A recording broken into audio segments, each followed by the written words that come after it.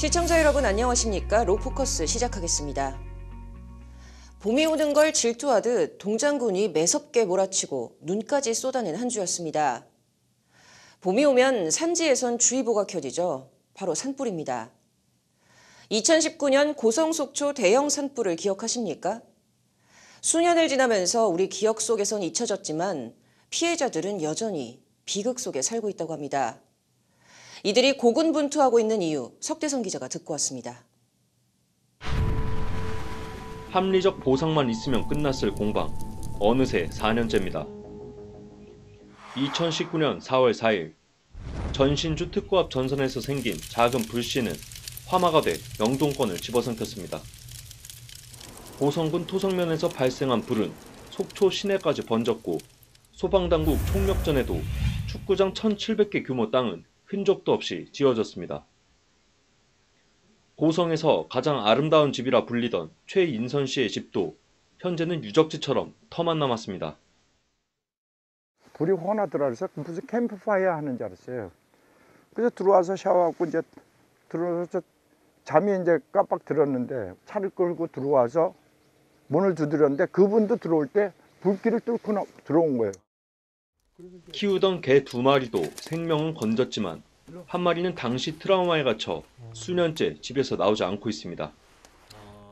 새벽 6시에 이제 그때 소방차들이 4대가 들어왔을 때 들어와서 그때까지는 졸졸 쫓아오고 그래서 여기 들어오고 난 다음에 그 다음에는 저렇게 한 자리에 앉아서 꼼짝을 안 하는 거예요. 치료도 받았는데 주인이 오라 그래도 이제 안 와요.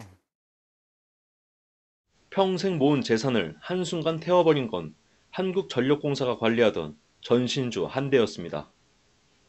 국과수는 전신주 고압전선이 끊어지면서 발생한 불씨가 1,300억 원 피해와 800명의 이재민을 만들었다는 감식 결과를 내놨습니다. 사고 후 지역마다 우후죽순 꾸려진 피해자 비상대책위원회. 당시 한전과의 협상은 피해자 절반 이상을 차지하고 있는 고성비대위가 주도합니다. 최선의 합의를 이끌 줄 알았던 고성비대위 측은 한전이 손해사정액의 60%만 보상한다는 내용에 서명했습니다. 이마저도 배상이 아닌 피해민에 대한 생활안정지원금 명목, 결국 한전 책임은 이곳에서 처음 최소화됩니다. 협상 결과를 수용하지 않은 나머지 비대위는 통합비대위를 꾸리고 다시 싸움에 들어갔고 무대는 법원이 됐습니다. 협상에서 협의를 하지 않았던 것은 불만족스럽기 때문에 당연히 법을 통해서 우리가 온전하게 협상에 대해서 이제 이루어질 수 있게끔 이제 기대하고 있는데 사실상 이마저도 지금 계속 늦어지고 긴 싸움이 이어지는 가운데 피해민 2명은 생활고를 이기지 못하고 스스로 목숨을 끊었습니다. 시간이 얼마 남지 않은 피해자도 있습니다. 제가 몸이 건강한 사람 같으면 일이라도 해서 먹고 살면 되는데 아프니까 일을 못해요 지금. 암 수술해서. 화염 속에서 겨우 벗어난 차광주 씨. 지상권이 없어 집을 잃은 후 이곳저곳을 전전하던 와중 병원에서 간암 말기라는 뜻밖의 소식까지 듣습니다. 항암 치료하는 중에도 주사 한 대가 1,000만 원. 대통령이 그때 약속했잖아요. 내려가서.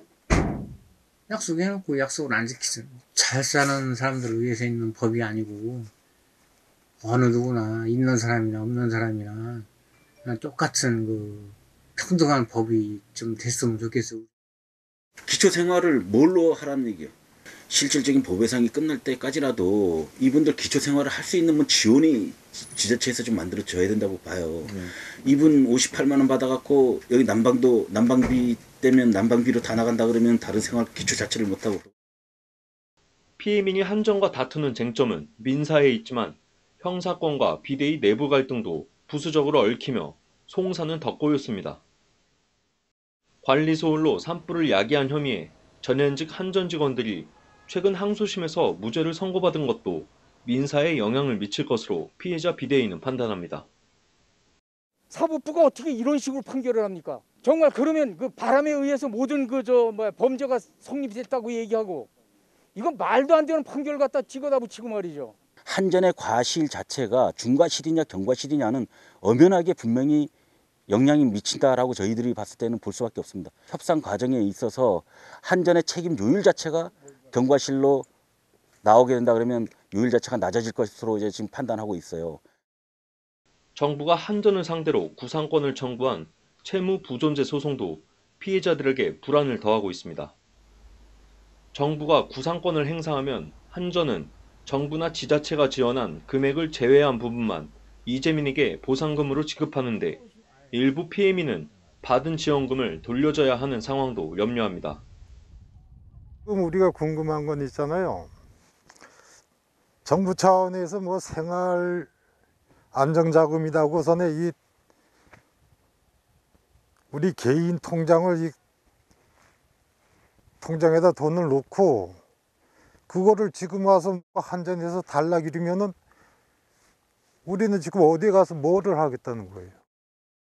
이제 이재민에게 남은 건 악분. 산불로 동생을 잃은 김영봉 씨도 분노를 감추지 못했습니다. 사법부에서 정의를 실천해 주지 않으면 우리가 나설 수밖에 없습니다. 반드시 재앙이 올 겁니다. 제가 다시 나타날 겁니다. 죄인으로 나타날 겁니다. 집을 잃고 고군분투하는 겨울, 어느덧 4번째. 이재민에게 고성 산불은 아직 꺼지지 않았습니다. 역대급 산불 피해에도 누구 하나 형사적 책임을 지지 않게 되면서 피해자들은 절망 속에서 새해를 시작하게 됐습니다. 법률방송 석대성입니다.